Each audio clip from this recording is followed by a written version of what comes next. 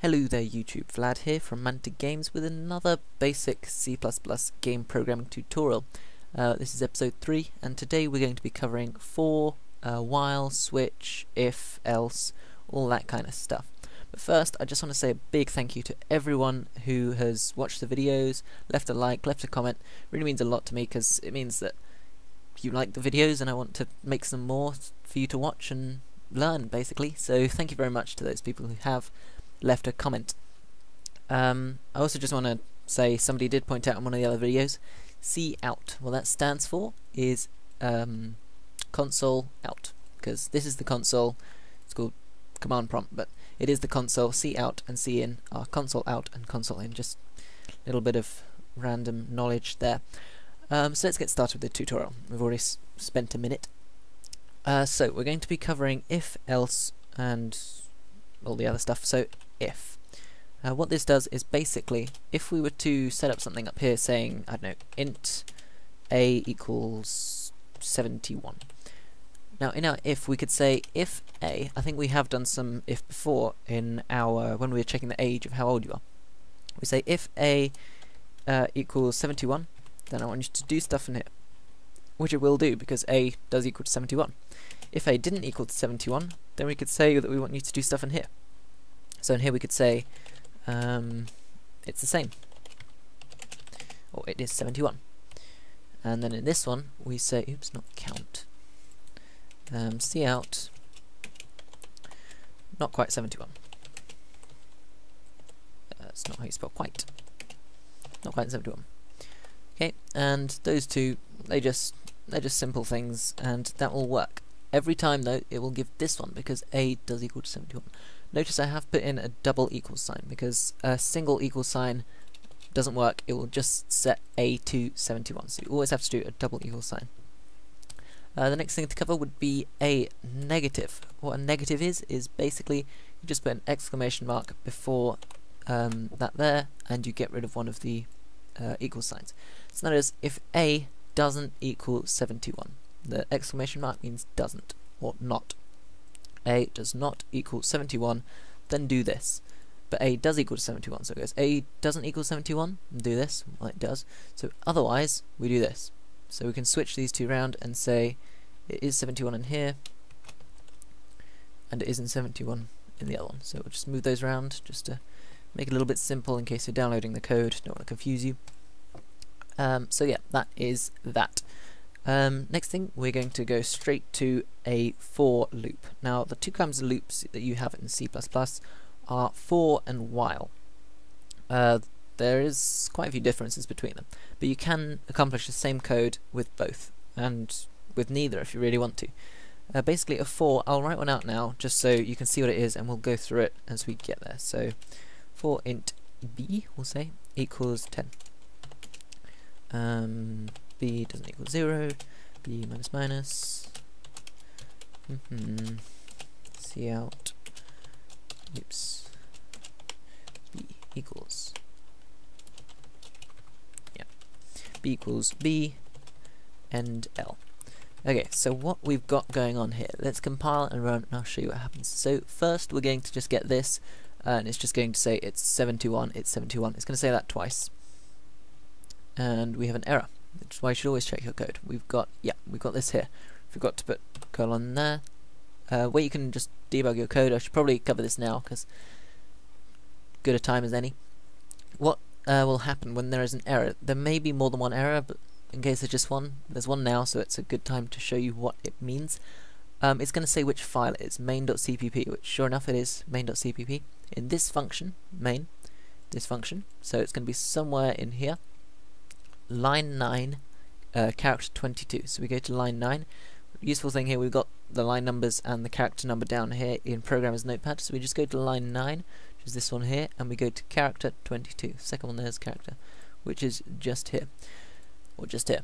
And it's saying it's expecting one of these before B. So sure enough, we just put that in before B, and it should be perfectly happy when we compile now.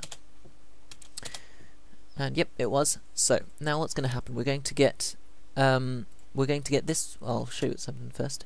It says it is 71. We don't have a new line there, but it says it is 71 because what's happened, we've got a equals 71, and then we have if a equals 71, which it does, then it's going to put this, and it's going to ignore all of that.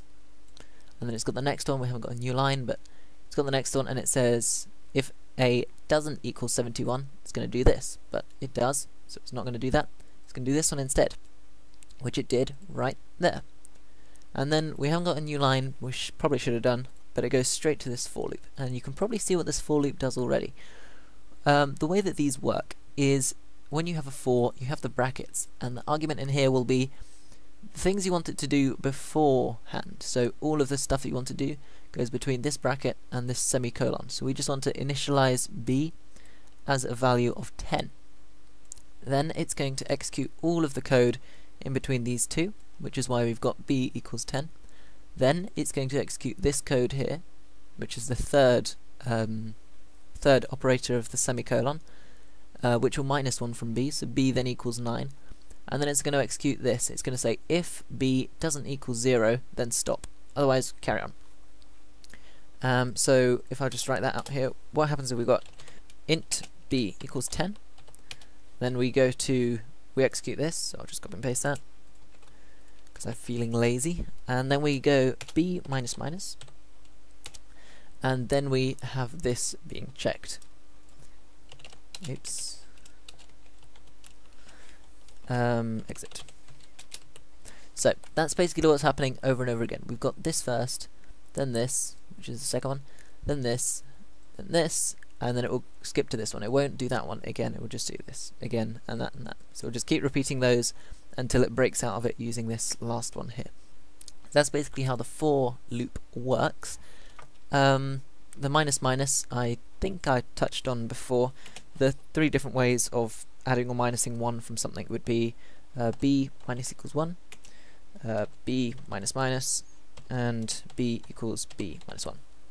Those are the 3 ways of doing it. I shouldn't do commas.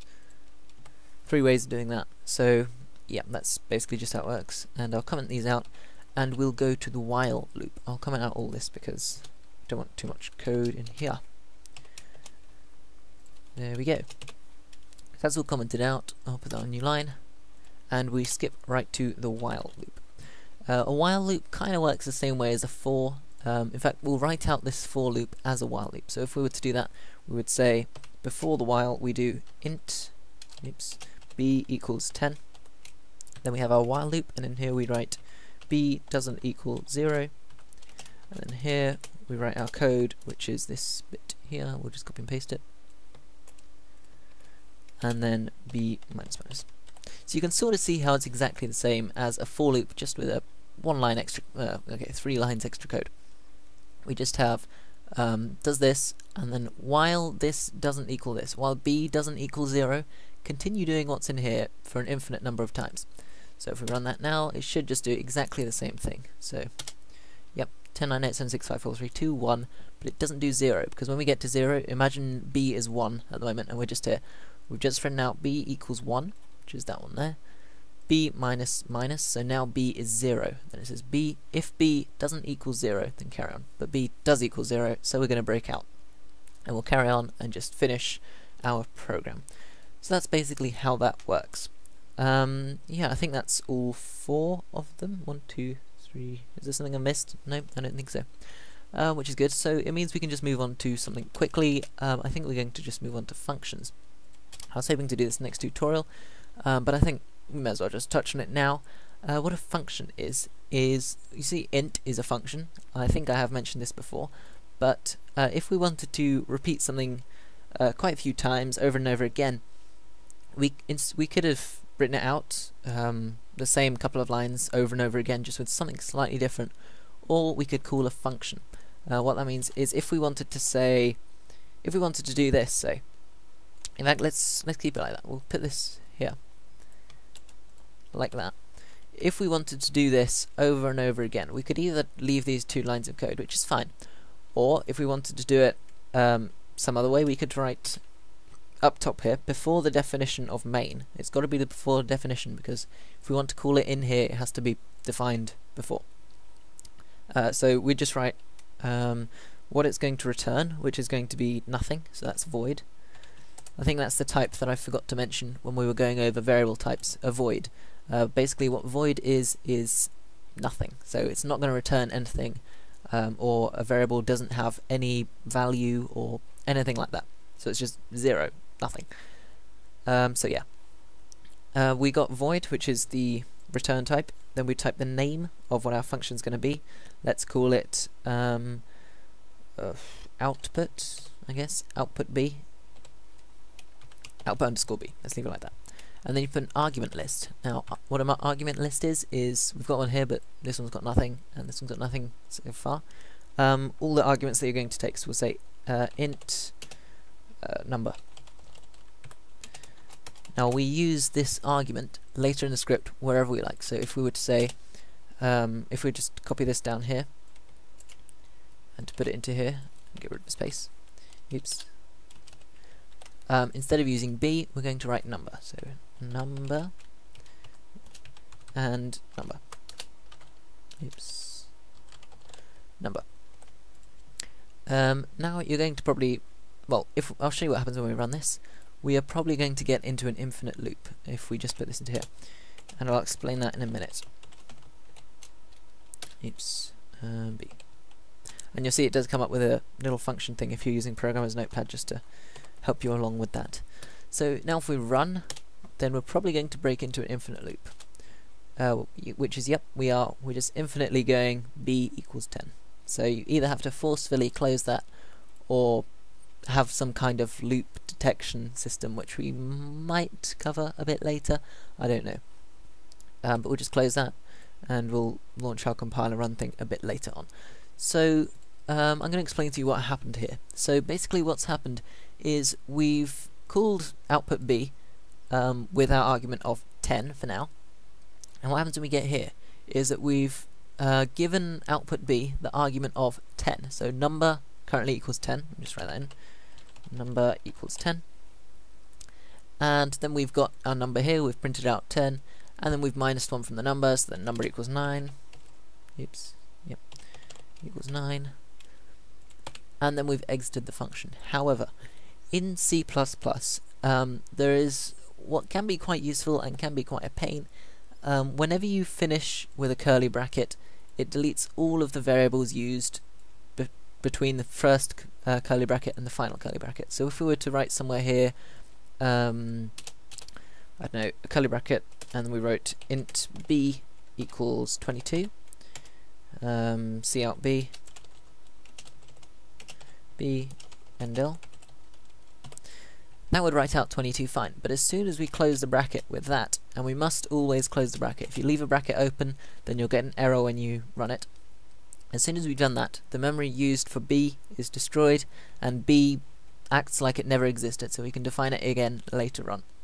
This can be really useful, however, when you're using, say, a string. If we had a char array of, say, 1,000 characters, we don't want all this memory to go to waste. So, and we had that, I don't know, like hi. We don't want all that memory to go to waste once we've finished with C. So as soon as we get here, C is then destroyed. So that can be quite useful, because this 1,000 bytes we don't want to go to waste, because we might want to use that later on, or we just might want to free it up, just so the whole program runs a bit faster. So yeah, having these is quite useful, so I'll just comment that out, because you might want to see that later, but now we don't really need it. And I'll minimize this, because it's taking up quite a bit of room. So now, the way that we can fix this, we have two options. I think we're going to go with the simplest one, and I don't know, I probably won't tell you the other one just yet because it gets a little bit complicated. Actually, yeah, I'll tell you both ways of doing it. Okay, so I'm going to copy and paste this just so that I have another copy of it just for when I show you the other way as well. Okay, the first way of doing it so that we don't get into that infinite loop is we can set a return value. So we can just set this to be an integer return value, and we can say return number. That way we are minusing 1, so it's becoming 9, and then we're returning the number as an integer. So in here we could say b equals the output, which will be 9. So if we were to run that, that should run just about fine. Let's just try that. There we go, 10, 9, 8, 7, 6, 5, 4, 3, 2, 1, which is what we wanted. So that's fine, and it's working, and you could stick with that way if you want. I've always used that way, but there are other ways you could do it, of course, such as the one I'm about to show you now. The other way of doing it doesn't require you to have a return value, which can be a little bit more useful, because if you have quite a few arguments in here and you want to edit more than one of them, say if we had B and we had C as something else and we wanted to change B and C, we can't have a return because we can only change one at a time. We can't set B and we can't set C at the same time from one value. So the way we would do that is in here you just use AND number. So instead of saying we make a new variable called number and we're going to play with this and then when we get here destroy it, what we're saying is we make a new variable called number, but it's going to be the actual address. What this means is the memory address, if you like. So this variable number becomes married to B, and that sticks with it. So if you were to edit number, you're actually editing B. So now if we run that too, it should also have no errors when compiling, and it should do exactly the same thing. Either way is fine. I prefer this way, but I have always used that way, so in the future you'll probably see me using this one more often, but I'll try to use this as much as I can. So yeah, thanks for watching the video, and I guess I'll see you guys next time. Leave it in the comments what you want to see next, or I will think of something for next time. But also leave in the comment what you thought of the video. Leave a like or a dislike if you really have to. But yeah, thanks for watching. Vlad signing out.